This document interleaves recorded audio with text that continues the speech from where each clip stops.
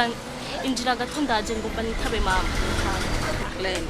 Ego ndaje. Ndaje ndamwitabe. Wi mama. Sandari. Okay?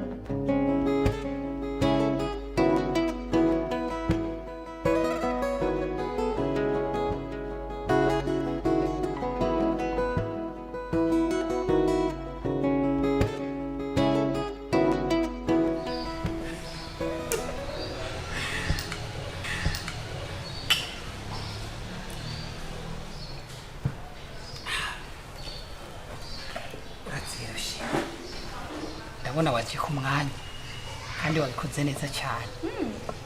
Ntama iyi kado wabonye ahise nagombye kuyishyira mu kado kugira ntiwavugira amatiko menshi kubera ndasanzwe nzi yuko wowe ukunda kugira amatiko umutima ukaduka amapenzi akaduka cyo gituma nashyize ku mugaragaro kugira uve hariya uyibona neza wayibona. Hama rero urabona ko nakuzanye muri kano kabare kandi naguhaye n'igisango ya diesel. Nashatse kubera urabona ko uwo munsi wa Saint Valentin abantu benshi mu masaha ya 8 15 16 haba hari amakupure menshi mu bubare butandukanye ariko arayaga iby'inkundu zabo kubera uyu munsi wa Saint Valentin.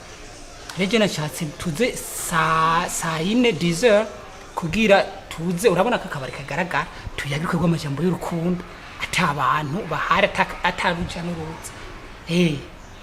Kandi ikindi nacyo hari indi mpano naguteguriye. Lili? Ego ni wicara ugatuza urambwira nzi kuyigura. Ashiri pose. Banze umbirize kandi nitwava aha yatuje amawimbi. Anobe la botte chérie. Nayi nahibagiye wari wahambwiye kubera kwaheruka amawimbi naguma niyumvira ko rwosubira amawimbi. Umbiriza ari ni watuza ucyo mbwira ndakuzanira yampana. Please. Watuje. Wait, hagende ndakuzanira ndabona watuje.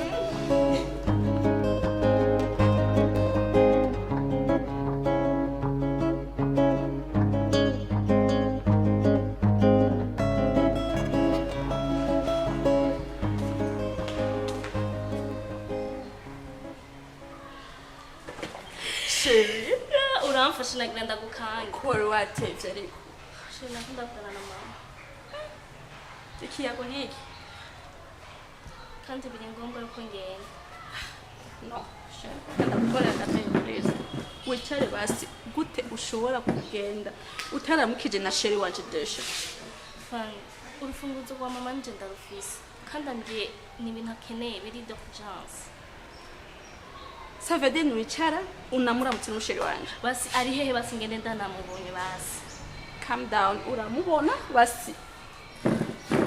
Yo no fine. Yo ndiko ndateba mama yaje kuva kera kandi namubwiye ko ndiko ndaza. Urabizi mwiza n'ukuri sinokorera amakosa. Kontibe ngire negashaka kudashaka gufata umwanya mwiza n'umukunzi wanje. Tunezerwane hamwe. Marlene Fanny aba bakobwa baratsinanye canke bagomba kunkina agapira. Bashatse kungirira surprise ko nzi vyo ariko ba 18 hoho sheri na Fanny baratsinanye. Baby.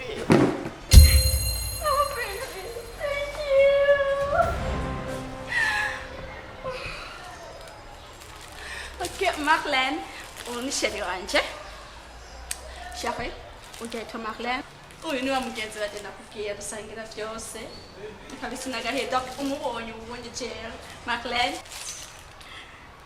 c'est mon chéri il s'appelle Diver Marlene John usigaye witwa Dive John qu'est-ce que ça veut dire John chéri Maman présence kidamume sa ntabwo ari John ni Diver uyu ni umwe nakubwiye ko yampaye mapa 18 uri umuhehesi Marlene Marlene koma umuzi gute none reka kunyihakana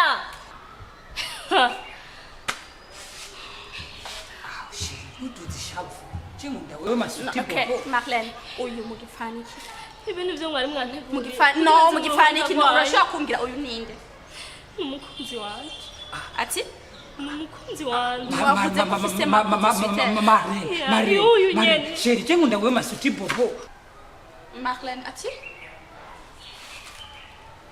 uyu niwe yaguhe ya rendez-vous ya 18h wavuga ko ndaguherekeza Dive Jean Dive mama usiga ufise amazina abiri Marlene urabona ivyo ugize umuhehesi gusa Marlene chérie reka twese tuvyicare no reka twicare urashobora kumvana n'umugenzi wanje nshuti magara Marlene sinshobora gushapurira sinzi impamvu byose fata umwanya wawe Marlene